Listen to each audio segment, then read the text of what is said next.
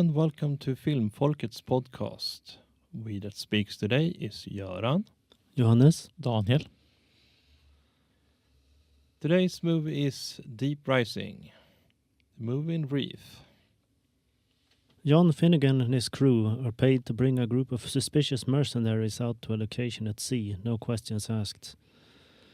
When they arrive at their destination, a luxury cruise ship in the South China Sea, it's apparent that their passengers are intending to plunder it. They quickly find out that the guests and crew are missing for a very good reason. The ship is infested with a strange life form long hidden from the eyes of man.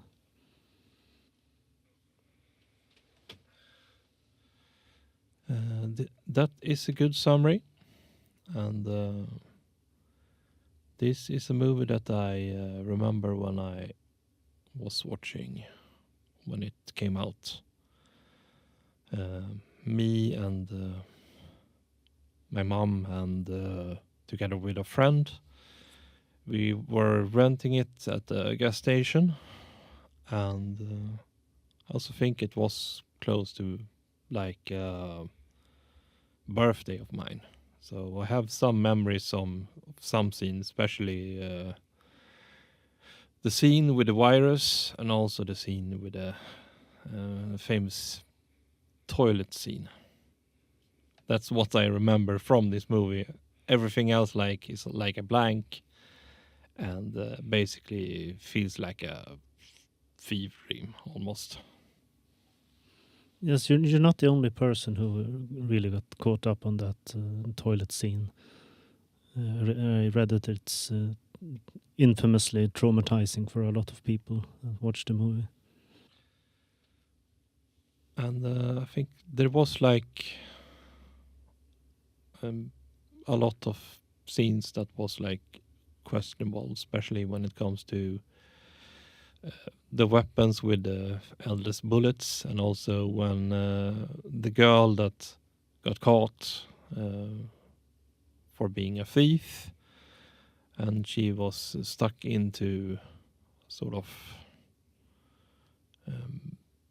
security thing. Storeroom, basically. Storeroom.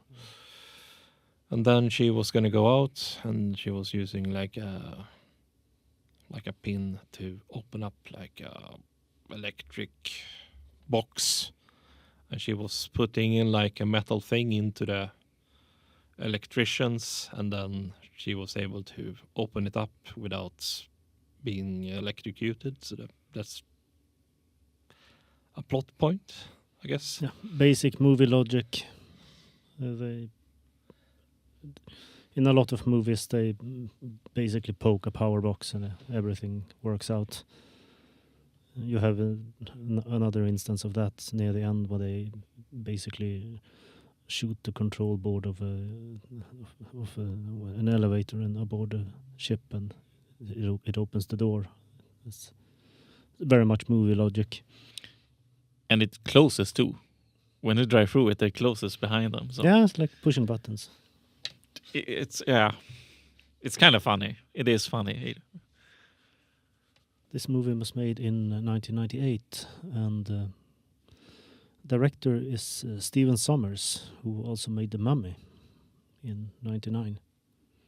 Okay. You can kind of tell with the way he makes his movies. There are these very theatrical adventures. And you have a movie that's basically a blend of horror and action, but also his very much trademark style. Tret Williams' character kind of reminds me of Brendan Fraser's character.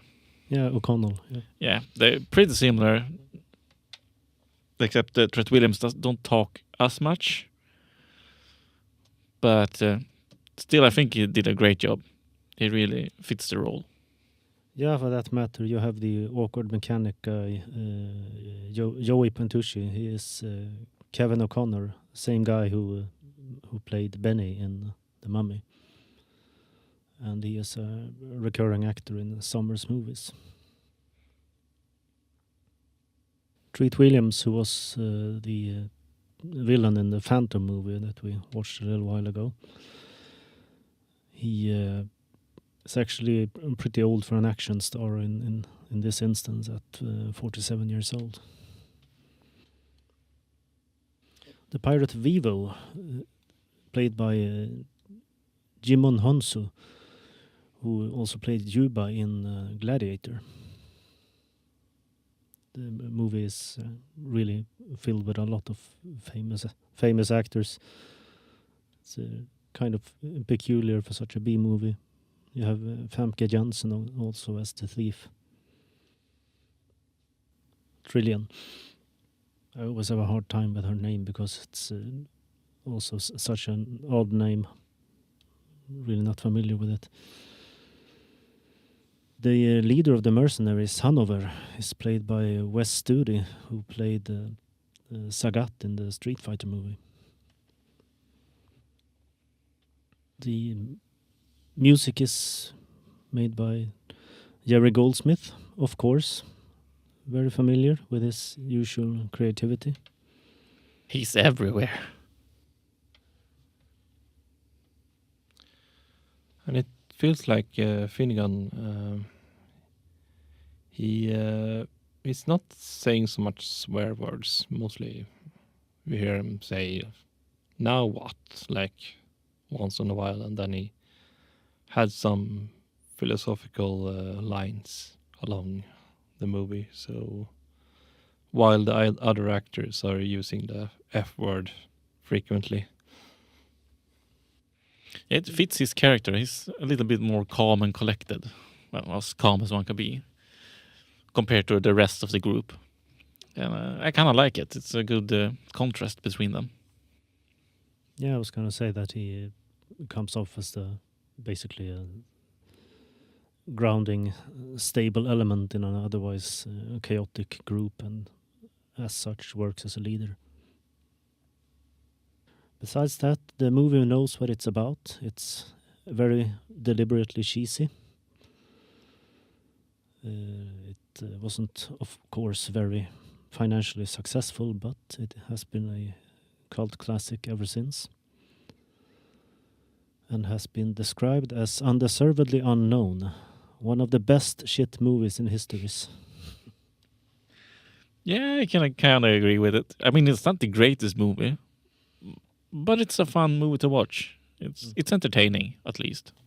Yeah, that was basically what I was thinking about watching it. It's an entertaining monster movie. It feels a bit long. I don't remember how long it was, but it felt very long. Like, too long. Not particularly so, but it might be something with the editing. I was wondering what could have been done differently and other thoughts. Well, it's kind of a dick move how they ended the movie. They ended like you want to know more, but yeah. It's sequel bait, basically, and it's a sequel that never materialized. I actually spent some time reading up on that, and it actually an interesting twist. This was originally intended as a prequel to a King Kong remake named Kong Rising in a larger monster franchise. And the creature crashing through the jungle at the end is actually supposed to be King Kong. Oh, okay. That makes sense. As for what could have been done differently, well, we mentioned the fake gun. It's the definition of a fantasy Hollywood firearm. It has a minigun barrel that doesn't align with the rest of the gun, so where are the bullets coming from?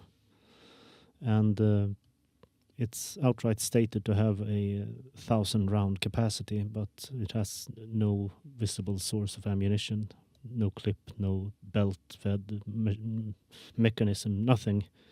So it just basically materializes an infinite supply of bullets from this very short set of barrels slung more or less underneath the gun. It's so bizarrely designed that it's distracting.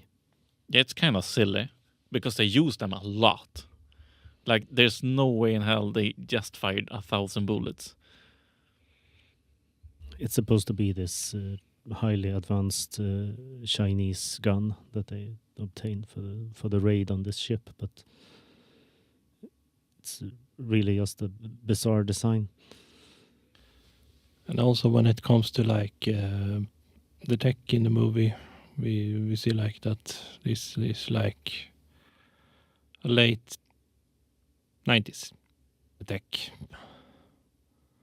So we see like the screens, and also when they were gonna use the virus, we see like they are putting in like CD-ROM discs. So that tells which era it's from. I like the design of the boat that the main character has. It's kind of a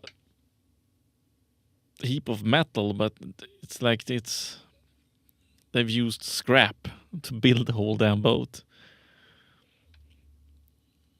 The control scheme and everything, it's like they just took things and welded it together, and voila, we got a boat. Basically a much older design that's been added to over time. Yeah, but I like it. It's very cool. It's a quirky boat. You have kind of an Easter egg in the elevator music in the movie. The Girl from Ipanema is a movie industry, basically an in-joke. It's a recurring use of the melody for elevator scenes in all kinds of movies. It's very common in Hollywood productions. So the fact that the characters comment on it, and it's kind of making fun of itself. One thing I think they could have done a lot better is the explosion at the end. They basically run some torpedoes into the cruise ship and blow up it and the monster inside, and there's this panning shot of the different sections of the ship exploding, and basically pieces flying everywhere, and it's this very basic special effect of something shattering, almost like a mirror, shards flying. It's very late 90s, and then the whole wave of fire hits the big monster, and it explodes into these tiny little chunks. It's really simple and ugly looking. It doesn't in any way match up with the other special effects of the movie. So I think it's the case of more or less the special effects budget running out. Yeah, I agree with that. It's very much incongruous with what they had up until that point.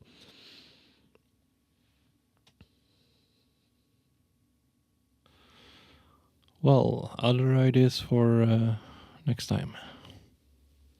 Well, if you got any suggestions, I'm open to it. I was just going to mention that watching this movie, I'm reminded of a few other movies with a similar premise. Virus, which came out a year later, with this movie's character Mamuli. His actor Cliff Curtis is in that movie too.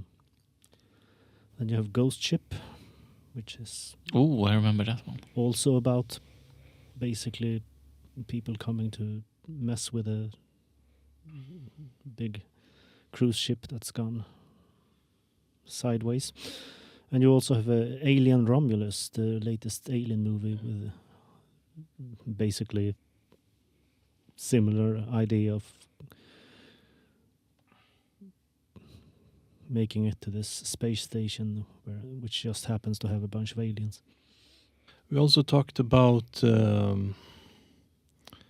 National Lampoon Vacation, because that one got like scrapped because of a problem with the recording. So that's a movie that we could see before the summer season ends. Yeah, I could bring that next time. Well, I wish you all goodbye for this time. Don't forget to watch, like, and subscribe, and follow our social. See you next time. Bye bye. Bye-bye.